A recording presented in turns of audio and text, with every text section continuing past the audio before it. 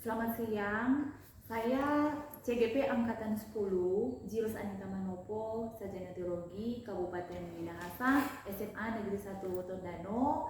Saat ini akan mengadakan pra-observasi dengan rekan Nina dalam bagian tugas modul 2.3 dalam keterkaitan dengan coaching untuk supervisi akademik. Adapun yang menjadi tujuan pra-observasi hari ini, manakala dalam proses pembelajaran nanti Ibu Nina akan lebih percaya diri, lebih berani, dan untuk tujuan pembelajaran yang ada dapat terlaksana dan dapat terjadi sesuai dengan harapan Ibu Nina. Dan kira-kira untuk proses selanjutnya dalam pembelajaran, apa yang menjadi tujuan pembelajaran untuk pertemuan nantinya dalam pembelajaran bahasa Indonesia? Di materi kali ini ada bab teks eksposisi yang mengacu pada dua tujuan. Yang pertama ada mengidentifikasi struktur dari teks tersebut, dan kedua adalah mengidentifikasi kaidah kebahasaan dari teks eksposisi. Oh ya, jadi dalam keterkaitan dengan mengidentifikasi definisi struktur teks dan kemudian kaidah bahasa dalam hubungan dengan teks eksposisi.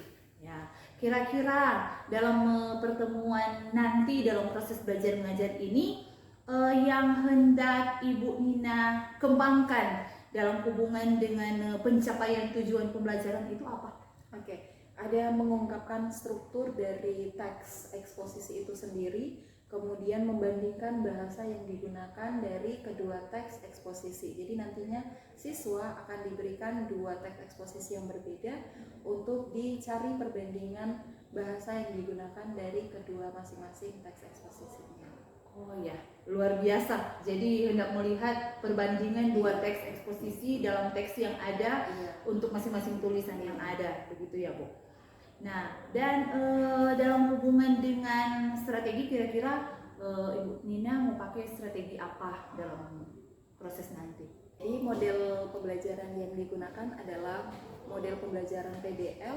Kenapa saya memilih PBL ini? Agar siswa mampu mencari tahu dan mengembangkan dari masalah yang ada melalui teks eksposisi ini. Siswa bisa mengevaluasi, siswa bisa berpikir kritis dan mendalami, ternyata di lingkungan sekitar itu banyak masalah yang harus dicarikan solusinya, seperti itu.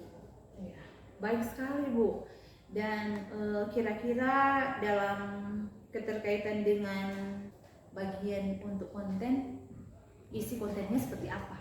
Oke, konten yang akan diberikan kepada siswa adalah judulnya melestarikan gajah, memberikan lahan untuk datuk gedang. Kenapa harus teks tersebut?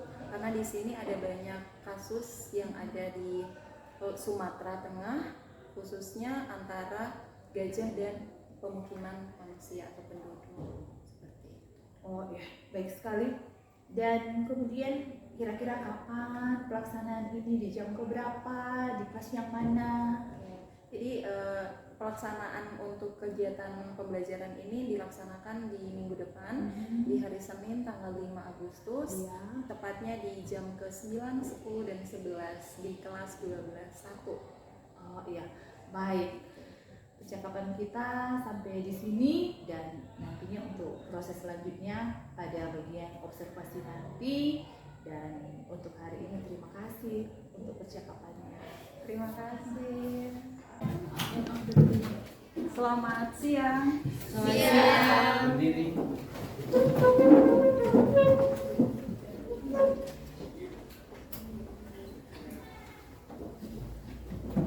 Saat ini saya akan berdoa menurut agama dan kepercayaan saya, yaitu Kristen Protestan. Mari berdoa. Tuhan Yesus, saat ini akan memulaikan proses pembelajaran. Kita bela bersama satu nusa, satu bangsa, satu bahasa kita. Tanah air pasti jaya untuk selama-lamanya. Indonesia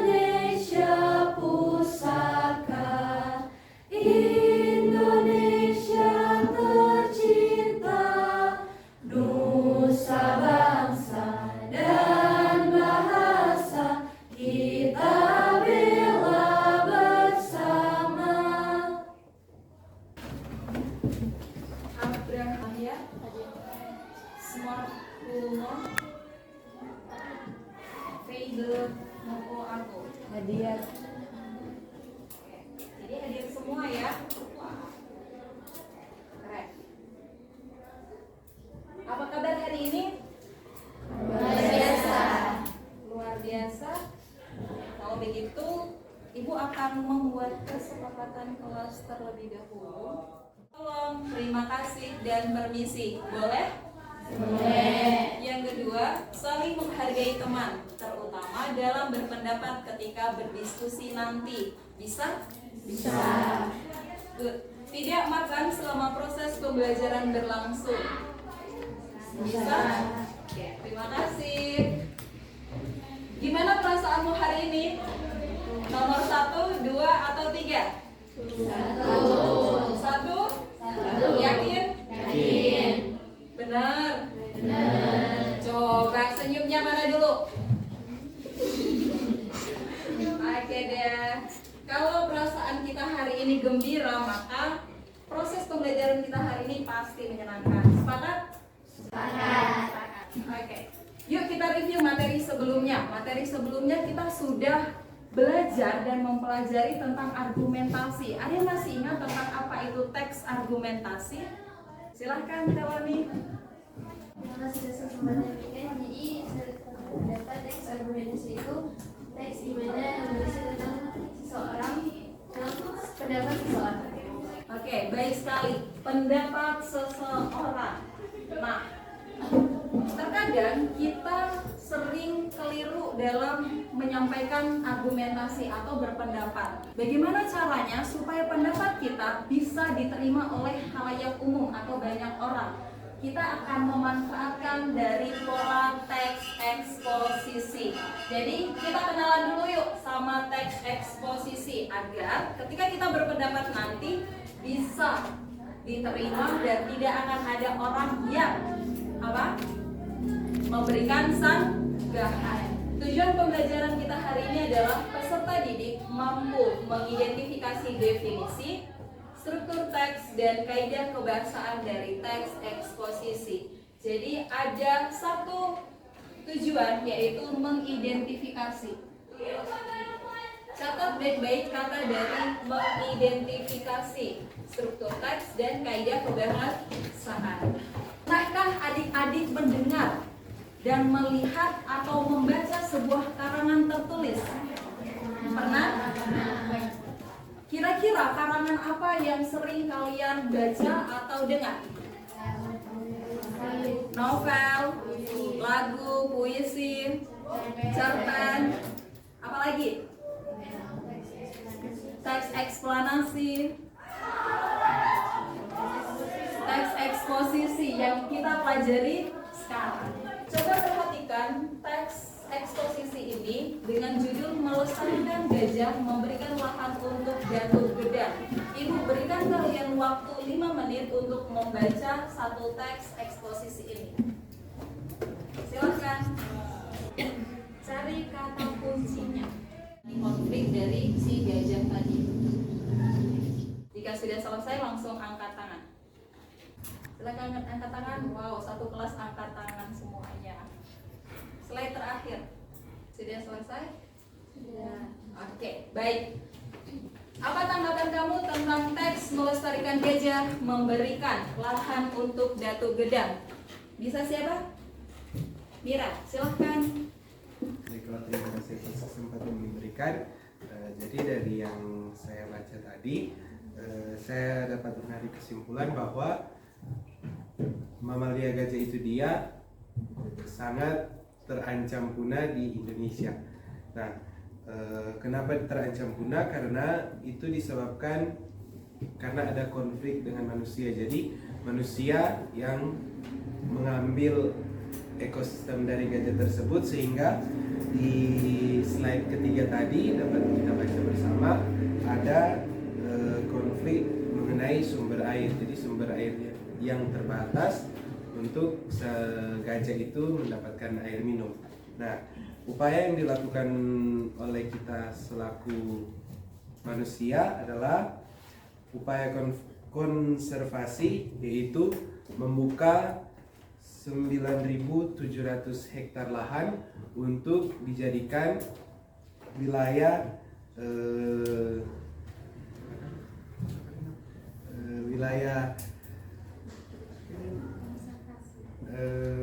wilayah untuk gajah itu tinggali. Jadi kalau dari kita itu saja.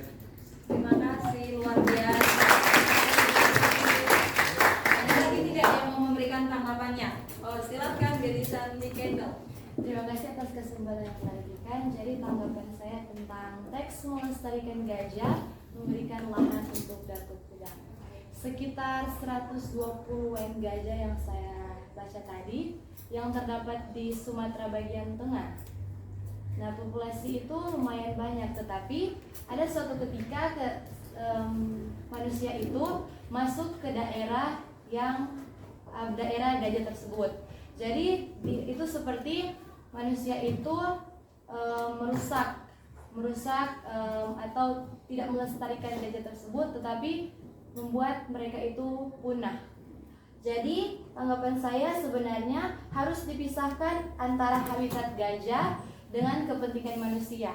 Jadi dorang itu membuat sama-sama karena gajah boleh merusak manusia dan manusia boleh merusak gajah tersebut. Terima kasih. Oke, terima kasih luar biasa sekali dua teman-teman. Kalau begitu, dari contoh teks eksposisi dengan judul Melestarikan Gajah Memberikan Lahan untuk Datuk Pedang, adik-adik sudah mampu memahami pola teks eksposisi, benar? Benar. Oke. Kalau begitu, kita akan cari tahu dulu nih, kira-kira apa sih teks eksposisi itu? Jadi teks eksposisi adalah teks yang bersifat ilmiah atau objektif. Ingat adik-adik, jika kita membaca atau mendengar kata ilmiah dan objektif, maka teks tersebut harus melalui fase uji coba terlebih dahulu, melalui fase penelitian terlebih dahulu agar data dan fakta yang dihasilkan bersifat kredibel. Oleh karena itu, informasi yang diperoleh berdasarkan pengamatan atau penelitian, melakukan observasi juga bisa menghasilkan data untuk menulis teks eksposisi. Lalu kira-kira apa sih tujuan kita harus belajar tentang teks eksposisi? Tujuannya hanya satu, untuk menjelaskan segala informasi tertentu sehingga dapat menambah pengetahuan pembaca, kita sebagai pembaca atau kita sebagai penyimak melalui sudut pandang tertentu. Ingat, ada 3 sudut pandang yang harus kita perhatikan, dari penulis, pendengar, dan dari pembaca. Jadi ada 3 sudut pandang yang harus kita perhatikan. Dan melalui teks eksposisi kita bisa melihat ketiga sudut pandang ini. Kita akan melakukan icebreaker terlebih dahulu. Ready? Ready. Pertanyaan pertama, menurut kalian apa kebutuhan dalam proses pengembangan ide? 5 orang tersebar.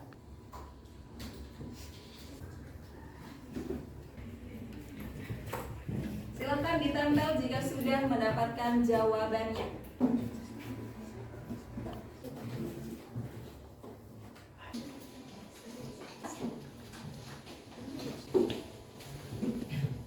Oke, pemecahan pertama sudah diselesaikan. Mari kita pergi ke tahap selanjutnya. Bagaimana memanfaatkan teknologi untuk menciptakan karya yang kompetitif?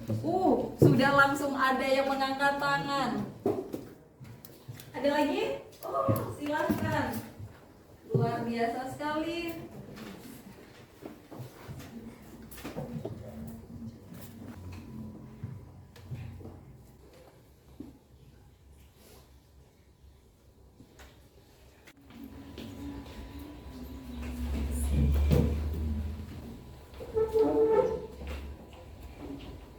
Ibu sangat penasaran dengan jawaban kalian.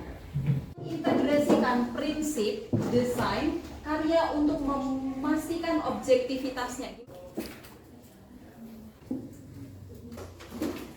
Banyak ya.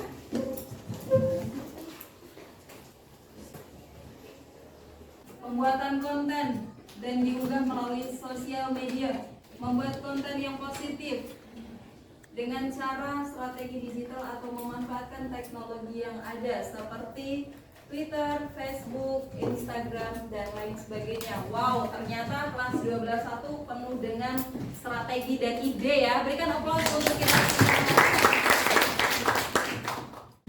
Kalau begitu, setelah kita mengenal apa sih itu tentang teks eksposisi, maka kita akan mencari tahu struktur atau bagian dari teks eksposisi. Ada 3 struktur yang harus kita perhatikan. Yang pertama adalah tesis. Apa sih itu tesis? Tesis berisi pengenalan isu, masalah, topik, atau pernyataan umum yang ditulis oleh penulis dari suatu objek. Misalnya kita mau membuat tentang gajah. Bagaimana cara melestarikan gajah? Oke, objeknya adalah gajah. Maka di dalam tesis, apa saja masalah yang dialami oleh si gajah, kita sebagai penulis muat di dalam tesis. Bisa dipahami? Bisa. Kedua, rangkaian argumentasi. Disinilah tepatnya untuk mengapa kita harus melakukan penelitian terlebih dahulu, melakukan observasi terlebih dahulu. Untuk di struktur yang kedua dari teks eksposisi, yaitu berisi argumen. Kalau berisi argumen harus berisi fakta dan data agar teks eksposisi kita bersifat objektif. Ketiga, penegasan ulang. Kalau penegasan ulang berarti rangkaian argumentasi ini kita tegaskan kembali melalui pernyataan ringkas atau kesimpulan yang dimana itu harus berisi solusi. Jadi nggak mungkin kan ada satu masalah terus nggak ada solusinya. Setiap masalah pasti harus ada solusi.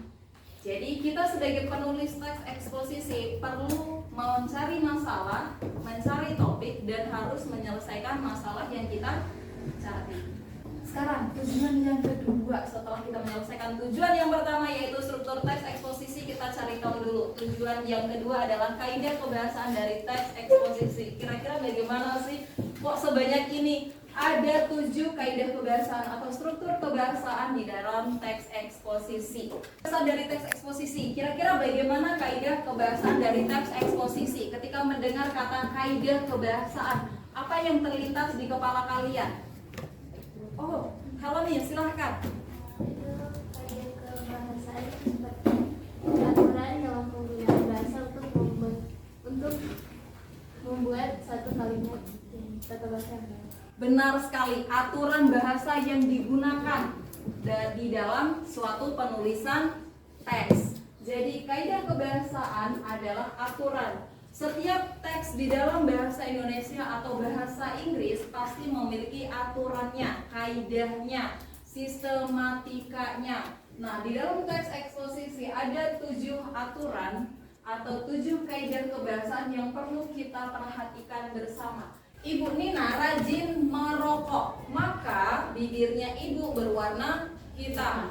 Ada sebab, ada akibat. Ketika ada sebab, maka pasti akan ada akibat yang ditimbulkan. Berarti ini kata kerja apa? Aktif atau pasif? Aktif. Contoh dari konjungsi sebab akibat. Sebab jika dengan demikian, karena akibatnya oleh karena itu, dan kata maka. Yang ketiga ada menyatakan hubungan kronologis. Ketika mendengar kata hubungan kronologis, apa yang terlintas? Peristiwa. Bisa satu orang memberikan contoh untuk peristiwa? Kata kuncinya ada pada akhirnya, sebelum itu, berbeda halnya, kemudian, dan sebaliknya. Contoh kalimatnya? Jadi untuk contoh kalimatnya, Kendall malas belajar dalam mata pelajaran bahasa Indonesia. Pada akhirnya dia mendapat nilai yang buruk. Pada akhirnya dia mendapatkan nilai yang buruk. Benar contoh kalimatnya? Benar. Kenapa benar? Ada kata kunci pada akhirnya. Tunjuk salah satu siswa untuk konjungsi hubungan kronologis sebelum itu. Halo nih.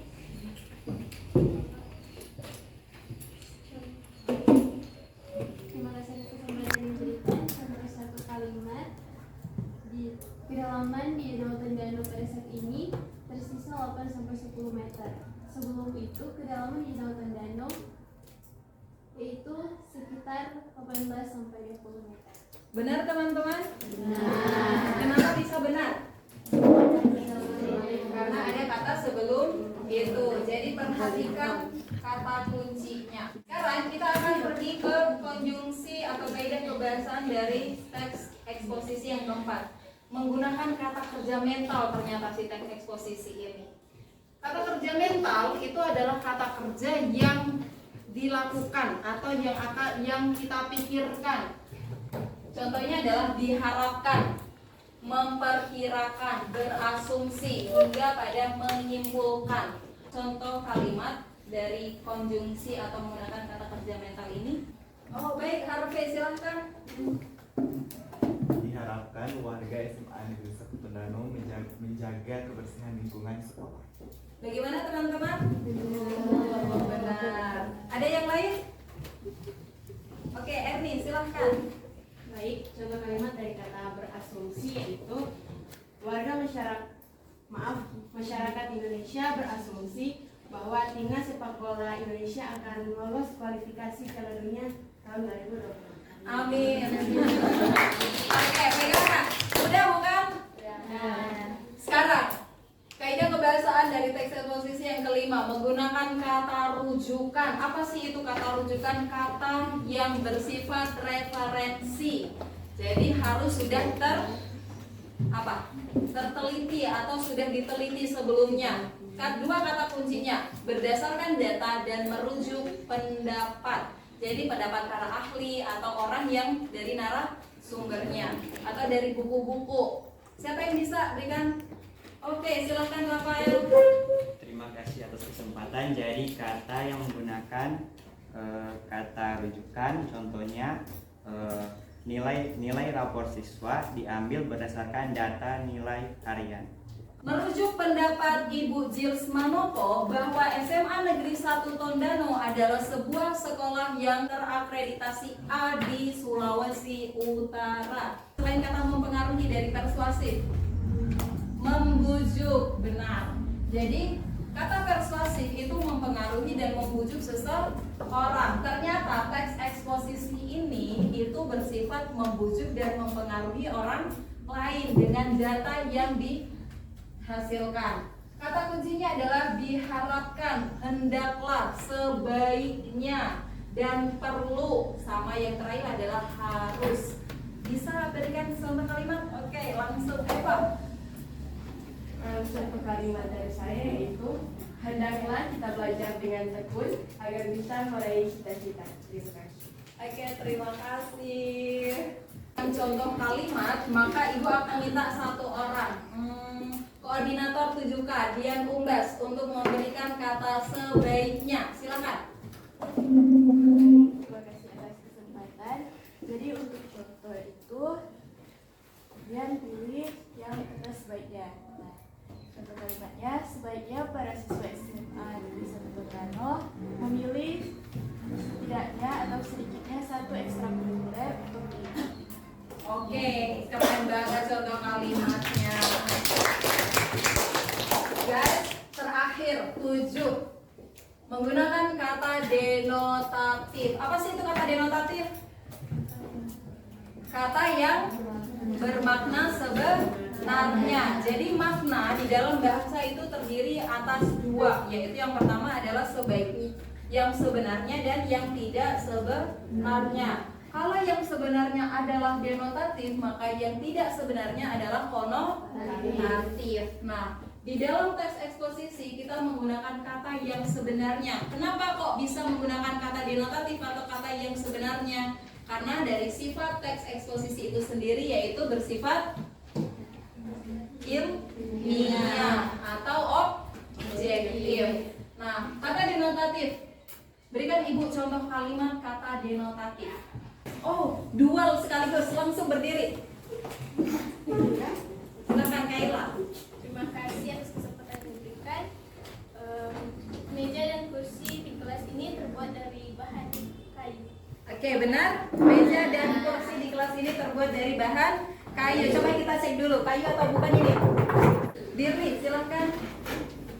Terima kasih atas kesempatan. Jadi jadi contoh kalimatnya yaitu anjing memiliki 4 kaki yang dapat menjadi hewan peliharaan. Anjing memiliki 4 kaki dan menjadi hewan peliharaan. Benar? Benar. Anjing kira-kira punya 2 kaki atau 4 atau 3? Jadi denotatif atau konotatif? Denotatif. Kaidah kebahasaan teks eksposisi bagaimana? Mudah, sulit? Mudah? Oke, mudah ternyata. Mengidentifikasi struktur teks eksposisi. Yang kedua apa? Kaidah kebahasaan dari teks eksposisi. Sekarang karena kita sudah menuju pada 2 tujuan ini, kita akan berdiskusi nih. Kira-kira masih ingat teks yang kita baca tadi judulnya apa? Lahan untuk Datuk Gedang. Oh, punya ingatan luar biasa ternyata kelas 12.1. Selesaikan masalah tadi untuk teks melestarikan gajah memberikan lahan untuk Datuk Gedang. Oke, baik Esther, silakan. Terima kasih atas kesempatan yang diberikan. Jadi solusinya itu memisahkan habitat gajah dengan tempat tinggal manusia. Oh, jadi solusinya adalah memisahkan habitat gajah sendiri dan tempat tinggal bagi manusia agar manusia dan hewan gajah ini bisa hidup berdampingan, masing-masing mempunyai lahannya sendiri. Baik, berikan tepuk tangan sudah memberikan solusi tadi. Karena kita sudah menyelesaikan proses pembelajaran kita yang luar biasa keren hari ini dan teman-teman adik-adik sudah sangat luar biasa antusias, maka pertemuan selanjutnya kita akan menulis bagaimana cara menulis teks eksposisi dengan memerhatikan 2 hal tadi, yaitu struktur dan kaidah kebahasaan. Nah, sebagai bahan refleksi, adik-adik perlu mencari ide yang strategis menarik untuk masalah di lingkungan sekitar tempat tinggal adik-adik semuanya. Itu yang pertama. Yang kedua, perhatikan kembali struktur dan kaidah kebahasaan yang sudah kita pelajari tadi. Ada berapa strukturnya? 3. Apa yang pertama? Tesis, rangkaian argumentasi, dan penegasan ulang. Kalau begitu ada berapa tadi kaidah kebahasaannya? 7. Mulai dari apa yang pertama? Kata kerja, teknik, hingga diakhiri dengan kata denotatif. Baik. Siapa yang bisa memberikan kesimpulan dari serangkaian proses pembelajaran kita hari ini? Oke, silakan Anissa untuk memberikan kesimpulan dari proses pembelajaran kita hari ini. Terima kasih atas kesempatan yang diberikan. Jadi kami sebagai peserta didik memerlukan pendekatan proaktif dalam pemecahan masalah dan pengambilan keputusan secara strategis. Oke, baik sekali. Jadi kalian sebagai peserta didik dalam memahami struktur dan kaidah kebahasaan teks eksposisi itu perlu yang namanya pendekatan proaktif dalam pemecahan masalah dan pengambilan keputusan yang strategis, karena teks eksposisi pada dasarnya adalah menyelesaikan satu topik atau satu konflik, satu masalah, satu objek tertentu di lingkungan sekitar kita, di lingkungan tempat tinggal kita. Baik adik-adik, hari ini kita sudah menyelesaikan 2 tujuan proses pembelajaran kita. Kalian sangat luar biasa. Thank you. Ini adalah kalimat yang akan menutup proses pembelajaran kita hari ini. I hope you can get useful knowledge from this presentation. Good luck. Good luck. Terima kasih. Ya, selamat sore. Selamat sore. Setelah kemarin kita boleh mengadakan observasi di dalam kelas dalam keterkaitan dengan coaching seperti akademi, dan kira-kira bagaimana perasaan Ibu Nina ketika proses pembelajaran kemarin? Menyenangkan, meskipun agak sedikit gugup karena ada beberapa troublemaker, tapi seru. Iya. Dan kira-kira juga bagaimana manakala biasa kan ketika dalam proses bersama guru, Ibu Nina dan para siswa. Dan kemarin ada kehadiran saya. Mungkin perasaannya bagaimana? Sedikit gugup karena biasanya intern ya bareng siswa, tapi ini ada yang mengawasi dalam tanda kutip, ada yang menilai, artinya perhatian 100% dari Ibu Jils tertuju kepada saya, bagaimana cara saya mengajar. Berarti ada evaluasi di situ kayak gitu. Oh iya, jadi sama seperti ada yang memantau ya Bu, ketika ada saya di dalam. Dan kemudian ketika boleh melakukan proses kemarin, kira-kira boleh manakala Ibu Nina untuk mereview kembali, mengingat dalam keterkaitan dengan proses pembelajaran yang telah dilakukan di kelas 12.1. Di 12.1 dengan materi bab teks eksposisi sangat menyenangkan sebenarnya, hanya saja terkendalanya adalah ternyata anak-anak ini kurang memahami bagaimana cara berargumentasi. Nah, di situ sebenarnya bisa jadi peluang karena teks eksposisi ini, pola dari teks eksposisi ini juga untuk memberikan validasi data dan fakta seperti itu. Tapi karena contoh yang saya berikan terlalu panjang di proses pembelajaran, jadinya itu menghambat banyak waktu ternyata.